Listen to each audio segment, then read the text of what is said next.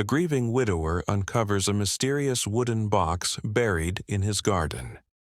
Inside, a heartfelt note from his late wife reveals a shocking secret, a son he never knew existed.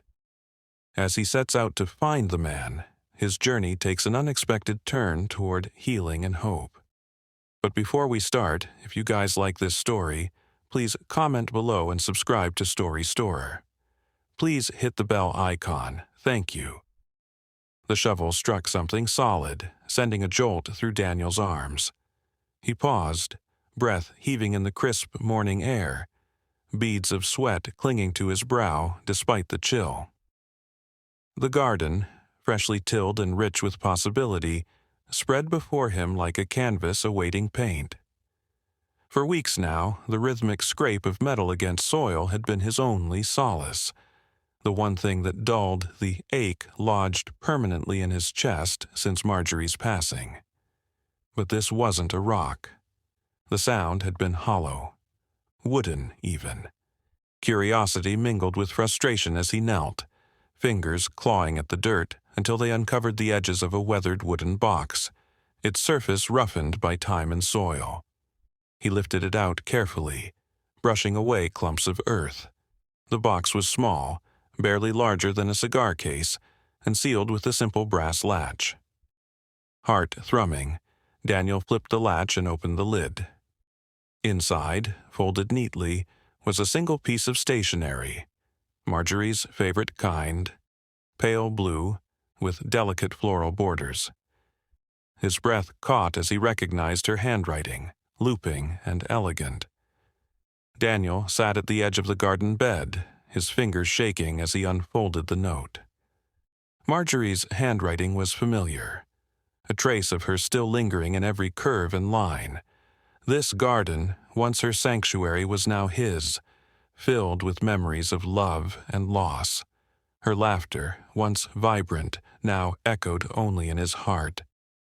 As he read the words she had left him, he felt her presence, a bittersweet reminder of a life shared. He had promised to fulfill her final wish, to find someone she had never spoken of, someone whose identity was hidden within the folds of her past. Daniel met Marjorie at a community fundraiser, her laughter infectious and her spirit radiant. Their love was like wildflowers, growing unexpectedly and blooming fiercely. They built a life together, finding joy in simple moments and enduring challenges side by side. But beneath the surface, Marjorie kept secrets. Quiet parts of herself she kept hidden. Daniel, though deeply in love, respected her privacy. He never pushed. Their bond was enough, or so he thought. Now, in the quiet after her passing, he realized there had been more to her story. Something she had never shared, something that would change everything. Before we met, I had a son. The words echoed in Daniel's mind, unraveling years of memories and shifting his understanding of their life together. Marjorie's revelation had been tucked into the letter, as gentle yet resolute as the woman herself. He sat in the garden, her sanctuary now his, the note trembling in his hands. His thoughts turned to moments that suddenly made sense, times when Marjorie had grown quiet, retreating into a part of herself he couldn't reach. He remembered her safeguarding a small bundle of letters, her gaze distant as she traced the envelopes with her fingers. He had accepted her need for privacy, loving her without question. Yet now he wondered if he had failed her. Had she wanted to share this burden but been too afraid of how he might react? Grief mingled with regret, but stronger than both was compassion. Marjorie had carried this secret out of love, not deceit. Daniel's resolve hardened. She had trusted him to honor her final wish, to find Matthew. Whatever it took, he would do it. Rising from the garden bed, he knew this was the first step in a journey not just for Marjorie, but for himself. He would not let her down. Daniel's search for Matthew began with uncertainty. The digital world was foreign terrain for a man who preferred the simplicity of paper maps and handwritten letters. Yet Marjorie's wish drove him forward, pushing him to navigate this bewildering landscape. His first stop was the town library. The smell of old books and the quiet hum of patrons provided a welcome familiarity. A kind librarian with silver-streaked hair guided him to a computer and patiently walked him through online searches. "Type his name here," she instructed gently. "Let's see what comes up." Daniel's fingers fumbled on the keyboard, but determination steadied him. The search yielded countless results, most irrelevant. But then, there it was. A business profile for Matthew, a carpenter in a neighboring town. His picture showed a man with a warm smile and eyes that carried echoes of Marjorie. Daniel's heart thudded. The connection was tangible, undeniable. He jotted down the contact information and left the library with a mix of anticipation and doubt. Would Matthew want to hear from him? What if he rejected this attempt to bridge the gap? The questions lingered, but Daniel knew one thing for certain: he had to try. Marjorie's final gift deserved nothing less.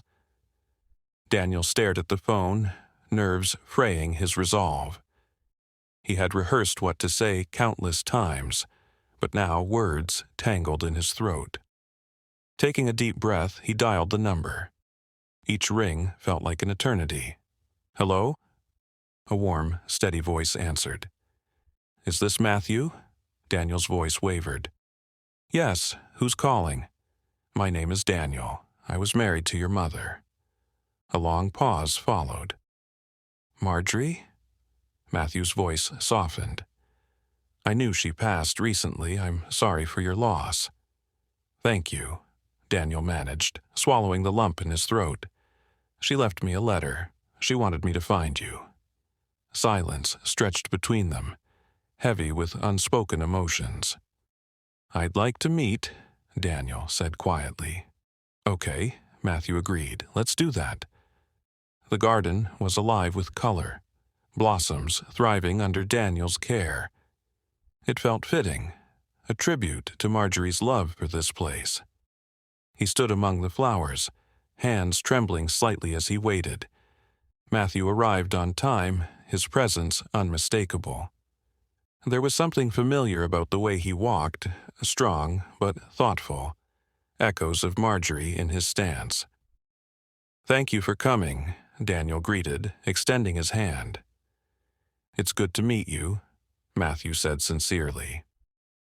They walked through the garden, exchanging stories about the woman who had shaped their lives in different but profound ways.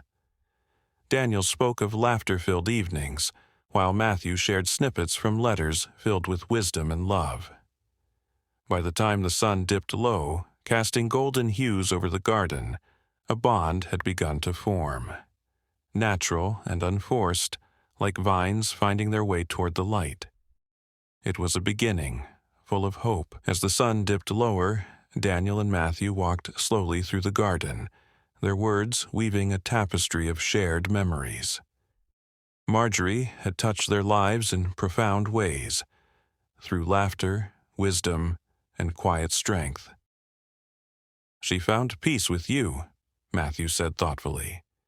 Daniel nodded, his voice steady. "And she never stopped loving you."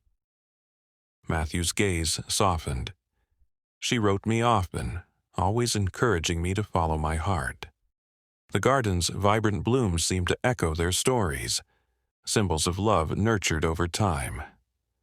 Grief eased into warmth, as the bond between them grew naturally, like intertwining vines. The garden basked in the golden glow of sunset, a serene testament to Marjorie's enduring love. "She would have loved this," Matthew said softly. Daniel smiled. She believed in nurturing what matters. Standing side by side, they felt grief give way to peace. The flowers swayed gently, symbols of life's renewal. Marjorie's final wish had blossomed into a bond that would continue to grow, rooted in love and shared memories.